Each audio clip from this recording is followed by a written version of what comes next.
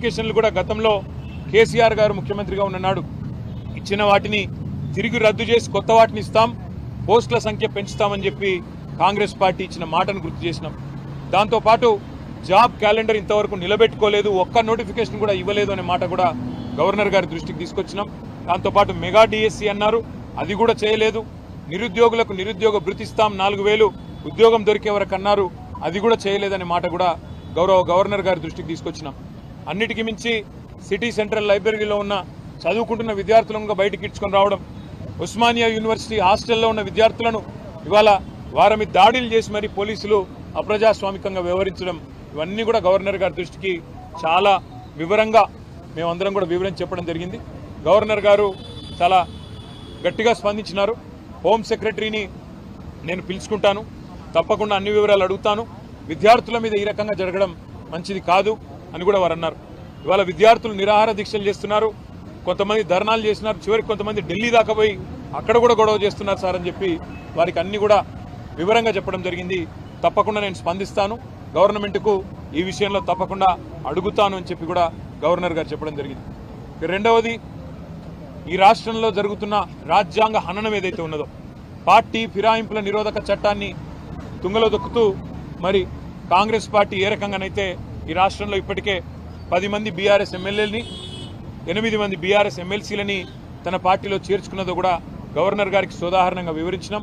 మేము ఇప్పటికే న్యాయ పోరాటం చేస్తున్న విషయం కూడా గవర్నర్ గారికి చెప్పాం.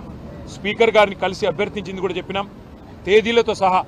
ఒక అభ్యర్థి అయితే ఖైరతాబాద్ ఎమ్మెల్యేగా బీఆర్ఎస్ టికెట్ మీద గెలిచి మొన్న పార్లమెంటు కాంగ్రెస్ టికెట్ మీద పోటీ చేసిన విషయాన్ని కూడా వారికి సోదాహరణంగా చెప్పడం జరిగింది. గవర్నర్ గారు ఆ విషయంలో కూడా స్పందించారు.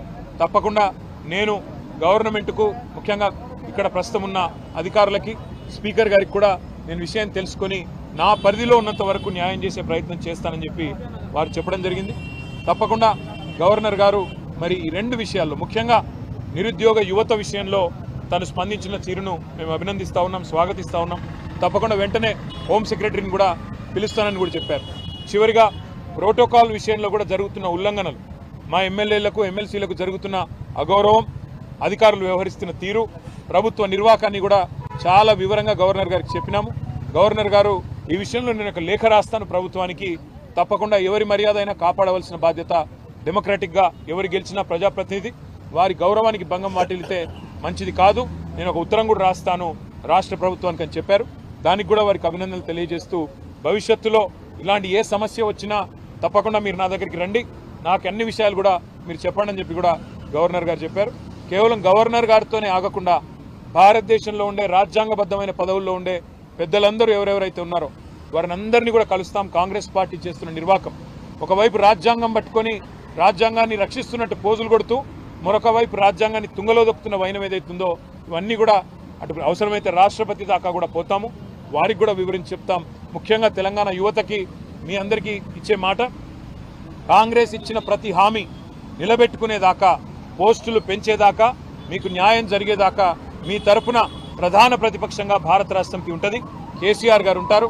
తప్పకుండా మీ తరపున మీ హక్కుల కోసం మేము పోరాడతామని చెప్పి కూడా తెలియజేస్తూ, మీడియా కూడా ఇంత వర్షంలో ఇక్కడ వచ్చి కొంత ఇబ్బందులు పడుతూ కూడా అసౌకర్యం కలిగిన ఉన్నందుకు మీ అందరికీ కూడా ప్రత్యేకంగా ధన్యవాదాలు, నమస్కారం.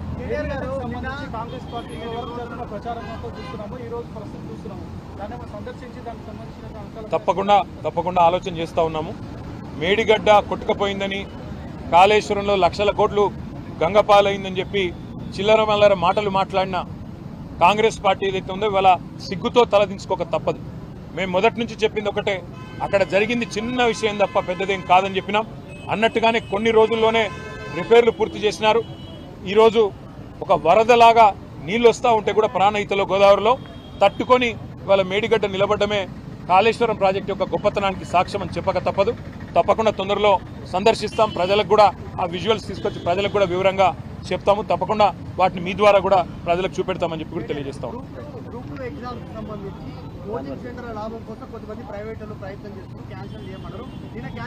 ఇప్పుడు రేవంత్ రెడ్డి గారు మొన్న ఒక మాట అన్నారు, నెలకు 100 కోట్లు లాభం వస్తుంది కోచింగ్ సెంటర్లకు ఉద్యోగాలు వాయిదా వేస్తే అన్నారు. మరి ఇప్పుడు 4 నెలలు వాయిదా వేశారు. మరి 400 కోట్లు ఆయన చెప్పిన ప్రకారం 400 కోట్లు మరి లాభం వచ్చింది అనుకుందాం. మరి అందులో ఏమైనా వాటాలు ముట్టినాయేమో కాంగ్రెస్ పార్టీకి ఆయనే చెప్పాలి. Thank you.